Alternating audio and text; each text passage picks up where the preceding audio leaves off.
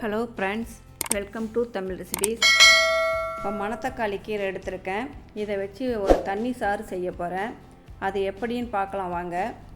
இந்த கீரையோட மருத்துவ குணமே வயிற்று புண்ணு, வாய் புண்ணு இதெல்லாம் நல்லா குணமாக்கும்.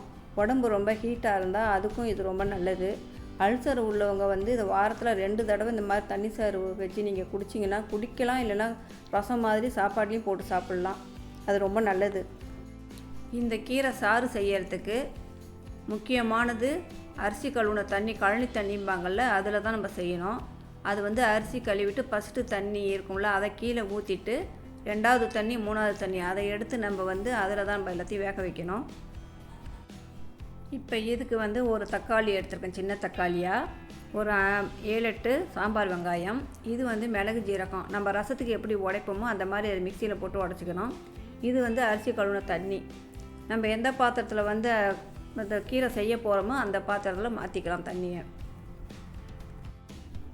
இந்த தண்ணியில் உடச்சி வச்சுருக்க மிளகு ஜீரகத்தை சேர்த்துக்கலாம். அதிலே கொஞ்சம் தண்ணியை ஊற்றி ஜாரில் கழுவி ஊற்றிடலாம்.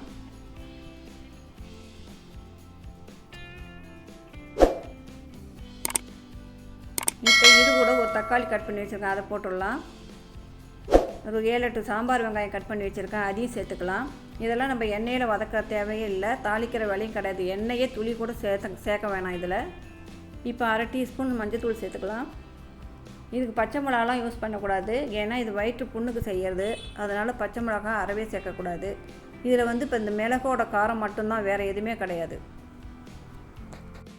தண்ணி நல்லா கொதிக்க ஆரம்பிச்சிருச்சு. தக்காளி, இந்த வெங்காயம் எல்லாம் நல்லா வேகணும். நல்ல வாசனை, ரசம் வாசனை வருது. நல்லா அந்த மிளகு ஜீரகம்லாம் சேர்ந்து கொதிக்கையில் சூப்பரான வாசனை வருது. இப்போ அந்த கீரையை சேர்த்துக்கலாம். மணத்தக்காளி கீரை கொஞ்சம் லேட்டாகும் கொஞ்சம் வேகிறதுக்கு.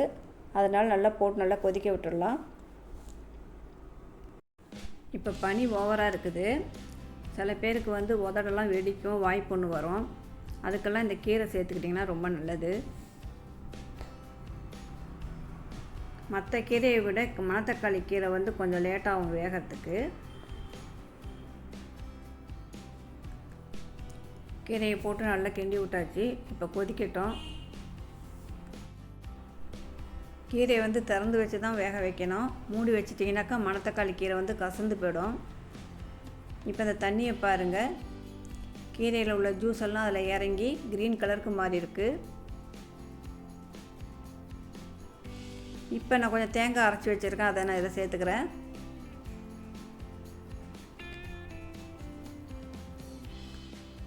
இது கூட 1/2 டீஸ்பூன் சோம்பு தூள் சேர்த்துக்கிறேன். நீங்கள் வேணும்னா நீங்கள் தேங்காயிலே போட்டு அதை அரைச்சிக்கலாம். தேங்காய் கம்மியாக தான் ஊற்றணும், நிறையா ஊற்றினீங்கன்னா திக்காயிடும்.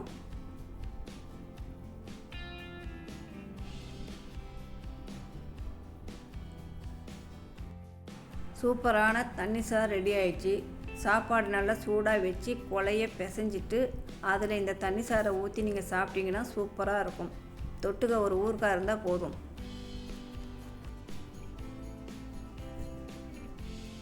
தேங்காய் போட்டு 2 நிமிஷம் கொதிச்சா போதும். ஸ்டவ் ஆஃப் பண்ணிடலாம். இந்த ரெசிபி உங்களுக்கு பிடிச்சிருந்துச்சின்னா கமெண்ட் பண்ணுங்கள், லைக் பண்ணுங்கள், ஷேர் பண்ணுங்கள், சப்ஸ்கிரைப் பண்ணுங்கள். தேங்க்யூ.